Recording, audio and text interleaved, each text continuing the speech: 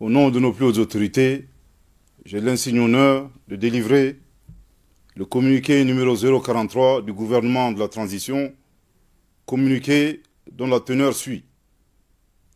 Par décret numéro 2023-002-PTRM du 6 janvier 2023, Son Excellence le colonel Assimi Goïta, président de la transition, chef de l'État, a accordé sa grâce avec remise totale de peine aux 49 Ivoiriens condamnés par la justice malienne pour les infractions suivantes. Crimes d'attentat et de complot contre le gouvernement, d'atteinte à la sûreté extérieure de l'État, de détention, port et transport d'armes et de munitions de guerre ou de défense, intentionnellement en relation avec une entreprise individuelle et collective ayant pour but de troubler l'ordre public par l'intimidation ou la terreur. En cette circonstance, le gouvernement de la transition et le peuple malien remercient Son Excellence le colonel Assimi Goïta, président de la transition, chef de l'État, pour ce geste qui démontre une fois de plus son attachement à la paix, au dialogue, au panafricanisme, à la préservation des relations fraternelles et séculaires avec les pays de la région, en particulier celles entre la République du Mali et la République de Côte d'Ivoire. En outre, cette mesure de grâce, prise en toute indépendance, symbolise le souci de Son Excellence, le colonel Assimi Goïta, président de la transition, chef de l'État, à promouvoir la bonne gouvernance dans le cadre de la refondation du Mali, à travers le respect de l'indépendance de la justice et la non-ingérence de l'exécutif dans les affaires judiciaires.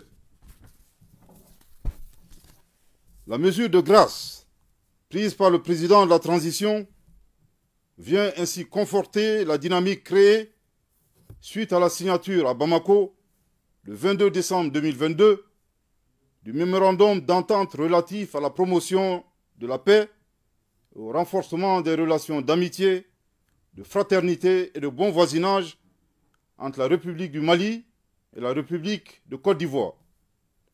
À cet égard, le gouvernement de la transition renouvelle sa profonde reconnaissance au président de la République togolaise, Son Excellence M. Faure et Sozimna Gnassingbé, pour ses efforts inlassables et son engagement constant pour le dialogue et la paix dans la région. Dans la gestion de cette affaire, qui était bilatérale depuis sa survenue jusqu'à son dénouement, le gouvernement de la transition a été indigné par l'attitude partiale de certains responsables contre notre pays. Le cas le plus récent est la position agressive du président en exercice de la CEDEAO, Son Excellence M. Umaro Sissoko Embalo, qui, après avoir échoué lamentablement à porter atteinte à l'honneur du Mali devant les instances internationales, vient d'opposer un ultimatum au gouvernement de la transition concernant la libération des Ivoiriens. Le gouvernement de la transition voudrait faire remarquer à Son Excellence M. Embalo que depuis le 14 janvier 2022, le Mali ne figure plus sur la liste des pays intimidables et a définitivement retrouvé sa souveraineté.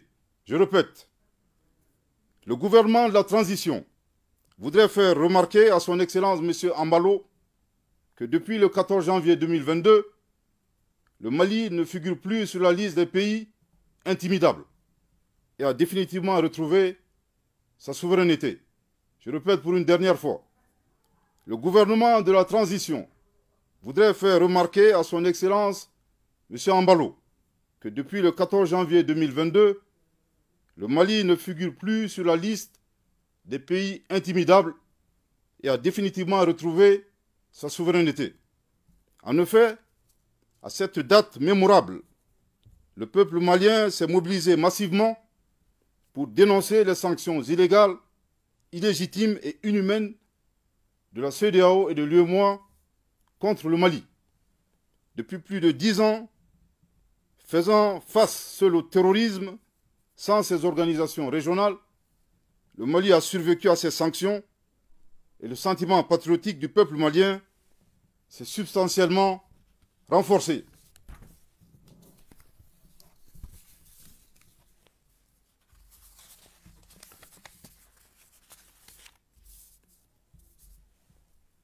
Aussi, dans l'intérêt des peuples ouest-africains, notamment leur sécurité, le bien-être, le gouvernement de la transition invite respectueusement son Excellence M. Ambalo à donner des ultimatums aux groupes terroristes qui constituent la plus grande menace en Afrique de l'Ouest, ainsi qu'à canaliser ses efforts dans l'éradication de la pauvreté dans la région. C'est en cela qu'il fera œuvre utile et rendra service au peuple de la CEDEAO, les seuls que nous devrons tous servir. Que Dieu bénisse le Mali et préserve les Maliens.